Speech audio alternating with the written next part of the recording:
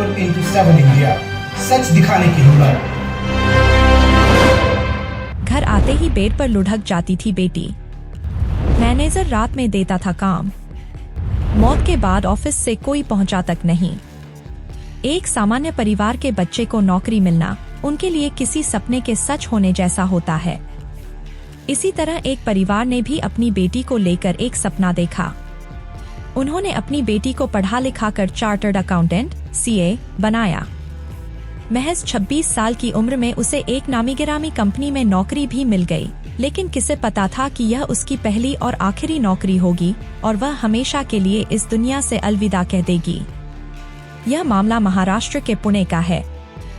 यहाँ केरल की chartered accountant अन्ना Sebastian peril ने EY कंपनी में इसी साल मार्च में ज्वाइन किया था, लेकिन जुलाई में एना की मौत की खबर आई, जिसने उनके परिवार को गहरे सदमे में डाल दिया।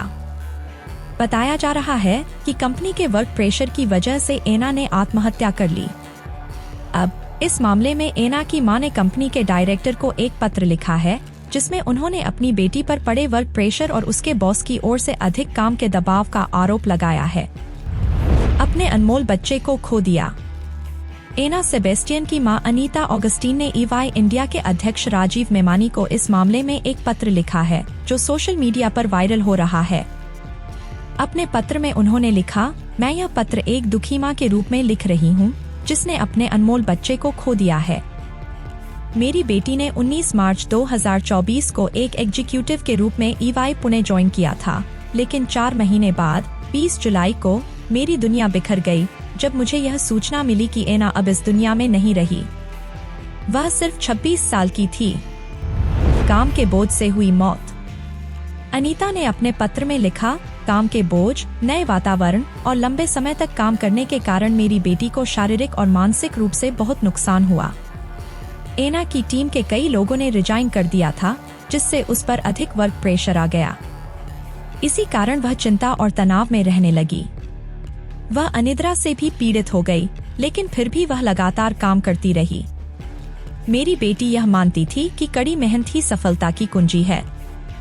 मेरी बेटी ने जान देकर चुकाई कीमत। एना की मां ने यह भी लिखा कि जब एना ने कंपनी ज्वाइन की थी, तब उसके बॉस ने कहा था कि कई लोगों ने ज्यादा काम के कारण यहाँ से इस्तीफा दे दिया है, इसलिए तुम्हें हमारी टीम की छवि को सुधारना होगा।